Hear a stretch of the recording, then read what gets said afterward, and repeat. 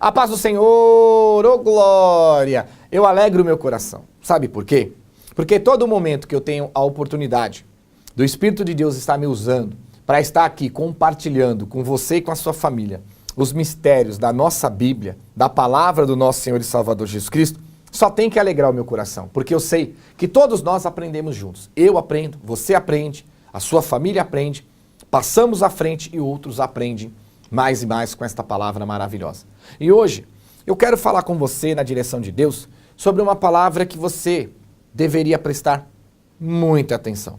Pega papel, caneta e pega a sua Bíblia na mão, para nós aprendermos juntos com a palavra de Deus. Existe muitas vezes perguntas, e as perguntas devem ter suas respostas. E quando a pergunta não tem resposta, a pessoa, ela continua sem saber o que fazer. É como você chegar para uma pessoa e falar assim, eu vou estacionar esse carro nessa vaga ou lá na rua? Se a pessoa te der a resposta na vaga, você vai estacionar na vaga. Se ela falar na rua, você vai estacionar na rua.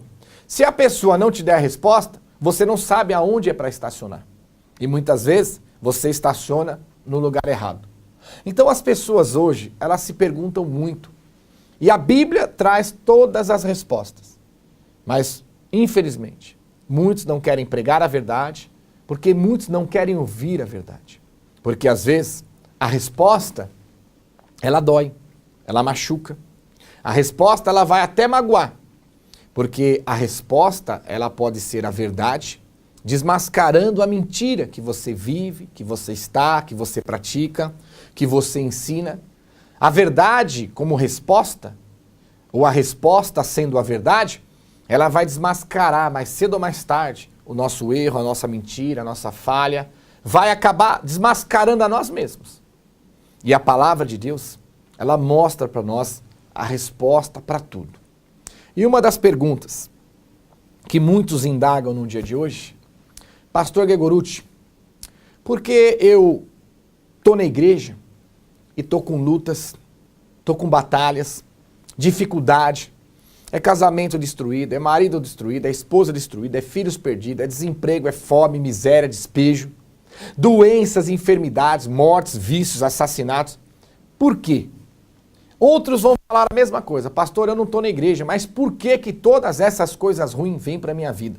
E outros vão falar, pastor Ghegorutti, eu estou na igreja, mas por que que todas essas coisas más e ruins ainda vêm sobre a minha vida? A Bíblia tem a resposta, Jesus te dá a resposta. Sabe por quê? O pecado. É pelo pecado que o diabo entra, é pelo pecado que o diabo destrói, é pelo pecado que o diabo tem acesso a você, a teu filho, a teu marido, a tua família, a você, a tua vida. É pelo pecado que o diabo tira o emprego, ele traz a fome, a miséria. É pelo pecado que o diabo toca na tua pele, ele toca no teu corpo e ele traz enfermidade, ele traz doenças. É pelo pecado que o diabo traz destruição. Você pecou, você abre uma porta. Quando você peca, é como se você abrisse a porta e falasse assim para o diabo, vem e arrebenta a minha vida que você está autorizado. Então o diabo, ele está ao nosso derredor como um leão furioso querendo nos dragar. Mas ele está ao derredor.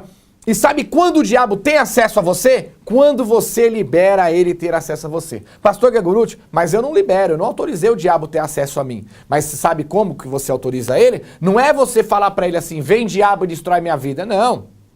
Não é só esse tipo de autorização, não. A partir do momento que você praticou o pecado, você sinaliza o sinal verde para o diabo entrar na tua vida. Então o diabo está ali, ao seu derredor, como um leão furioso querendo te dragar. Espera só a luzinha verde acender. E a hora que você acender a luzinha verde, você está autorizando ele a entrar e destruir a tua família. E sabe quando você ou eu, qualquer um de nós, acendemos a luzinha verde para o diabo entrar e destruir nossa vida? Quando praticamos o pecado. O que é o pecado? O pecado é a desobediência da palavra do nosso Senhor e Salvador Jesus Cristo. O pecado ele é formalizado no momento que nós fazemos algo contrário às vontades de Deus. Então, se Deus falar para nós fazermos algo, se eu não fizer, eu desobedeço e isso é classificado biblicamente como pecado. Quando Jesus fala das coisas que eu não devo fazer, se eu fizer, biblicamente eu desobedeço a Cristo e isso se classifica como mais um pecado. E é nesses pecados, é nessa hora, nesse momento, você querendo ou não, praticou o pecado, você acende a luzinha verde, a luz verde sinaliza para o diabo que está ao seu derredor, que ele pode entrar, destruir, arrebentar e acabar com o lar, com família, todas como ele está fazendo nos dias de hoje. Está aí porque muitas pessoas estão na igreja e estão com as suas vidas cada vez piores. Um estão fazendo sacrifício, o outro entra no voto, o outro pula na água, o outro pega a chavinha, o outro pega sal grosso. E a vida da maioria está sendo destruída, arrebentada. Olha para a tua vida, olha para a tua família. Porque sacrifício, dinheiro, rosinha, sal grosso, essas coisas não vão solucionar as tuas vidas espirituais. Se vocês lessem mais a palavra de Cristo, vocês não praticariam isso, que vocês estão negando o próprio Deus. As pessoas estão negando o próprio Deus fazendo isso. A destruição em nossas vidas, ela entra pelo pecado. Então quer dizer, se tem algo e uma brecha que eu abro para o diabo entrar, se tem algo que eu pratico e sinalizo um sinal verde, autorizando o diabo entrar, eu querendo ou não, ele vê o sinal verde, ele entra, que é o pecado. Pastor, mas eu não quero mais que o diabo atribula a minha vida. Eu não quero mais que o diabo se levanta contra a minha família. Eu não quero mais que o diabo arrebenta a minha vida. Só falar não adianta. Só querer não é poder. Você está sabendo que é pelo pecado que o diabo entra. É pelo pecado que você sinaliza para ele entrar. É no pecado que você, querendo ou não, autoriza ele com a luzinha verde, sinal verde para ele entrar, invadir e destruir. Então, se você não quer que o diabo não entre mais na sua vida, existe uma solução. Ouça a palavra, obedeça o evangelho, se entrega para Jesus e não peques mais. Porque cada vez que você continuar pecando, vai te acontecer coisas e mais coisas e mais coisas piorem. A única maneira de nós livrarmos as nossas vidas das armadilhas, das artimanhas, das destruições do diabo é pararmos de pecar. Porque quando paramos de pecar, nós começamos a obedecer a Cristo. E quando obedecemos a Cristo, sem pecado, o diabo sai e Jesus entra em nossas vidas. E aonde Jesus habita, o diabo não prevalece. Vamos ler a Bíblia? Evangelho de João, capítulo 5, versículo 1. Evangelho de João, capítulo 5, versículo 1 em diante. Passadas estas coisas, havia uma festa dos judeus e subiu Jesus para Jerusalém. Ora, existia ali junto à porta das ovelhas um tanque chamado em hebraico Betesda, o qual tem 5 pavilhões. Neste jazia uma multidão de enfermos, cegos, coxos e paralíticos, esperando que se movesse a água, porquanto um anjo descia em certo tempo, agitando a água. O primeiro que entrava no tanque, uma vez agitada a água, sarava de qualquer doença que tivesse. Naquele tempo, na tramitação entre a lei e a graça, quando Jesus nasceu debaixo da lei e tramitou, trazendo o povo para a graça, existia um poço chamado Betesda. E de tempo em tempo descia um anjo, chacoalhava a água. O primeiro que corria naquela água, balançando ainda, entrasse, era curado. Não importa se era coxo, se era cego, se era mudo, paralítico, surdo, se era leproso, era curado de toda enfermidade. E estava ali, diante daquele poço, um homem enfermo havia 38 anos. Um homem paralítico, um coxo, 38 anos. Jesus, vendo deitado e sabendo que estava assim há muito tempo, perguntou-lhe: queres ser curado? Respondeu-lhe o enfermo: Senhor, não tenho ninguém que me ponha no tanque quando a água é agitada, pois enquanto eu vou, desce outro antes de mim. Então Jesus lhe disse Jesus: levanta-te, toma o teu leito e anda. Imediatamente o homem se viu curado, e tomando o leito, pôs-se a andar. E aquele dia era sábado. Por isso disseram os judeus ao que fora curado: hoje é sábado, e não é lícito carregar o leito. Ao que ele lhes respondeu: o mesmo que me curou me disse: toma o teu leito e anda. Perguntaram-lhe eles: quem é o homem que te disse: toma o teu leito e anda? Mas o que fora curado não sabia quem era, porque Jesus havia retirado por haver muita gente naquele lugar. É grande a passagem, mas você já vai entender.